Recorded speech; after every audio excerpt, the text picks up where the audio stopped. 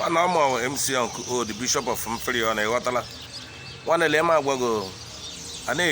na-eji Mbaise toast nwaanyị echere ịgba nwaanyị titi na-aga bịa gwere Mbaise na-agba nwaanyị titi mara ọ ga-awa ọkụ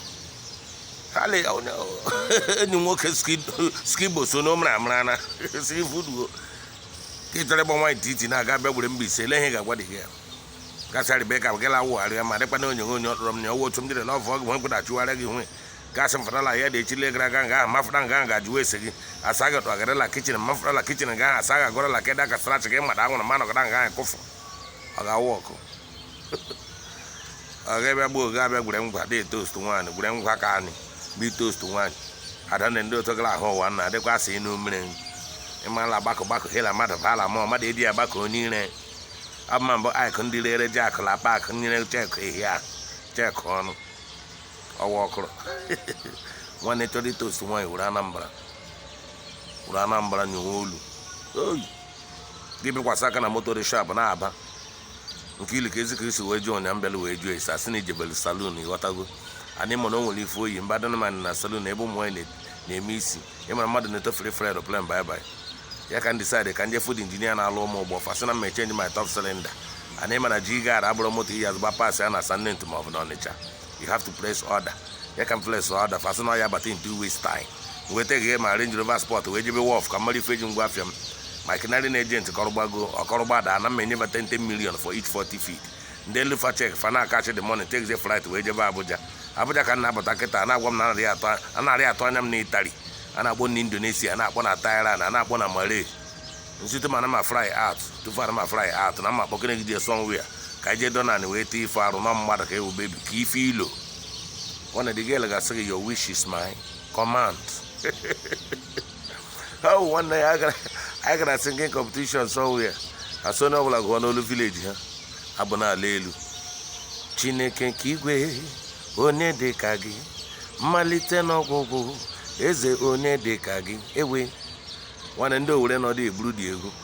Chineke nke igwe ọwụ na-erekpere daa mmalite n'ọgwụgwụ eze ọrịha na-erekpere daa ewe ọnụ onye Owere na-esepụ onye nkwere bulie ya Chineke nke igwe onye rụ ka ṅụ mmalite n'ọgwụgwụ eze ọrụhụ onye rụ ka ṅụ ewe ọnụ ahụ onye nkwere na-esepụ onye ngwe bulie dị egwu Chineke nke igwe enyi m ka ọ bụ na nnụla ahụ ya mmalite n'ọgwụgwụ deede nna ọ bụ na nnụla ahụ ya ewe nwanne onye nkwado isefe ọnụ amaghịla iwe abịala ndị ọhafịa onye ọhafịa pịaso Chineke nke igwe onye elere gị kalụ nwanne nta ya eze onye edole gị ewe ndị sikwa atabịa bulie dị egwu ndị nwanne ukwu Chineke nke igwe nwanne ukwu ma ọ bụ onye edodowu ya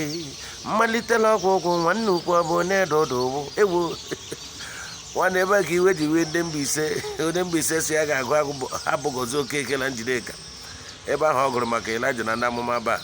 nwanne onye Mbaise ebulie dị egwu ha gbakọlata n'Igbo Elijah na-achịne ha ọchịe si ha gbakọlata n'ile Elijah na-achịne ha ọchịe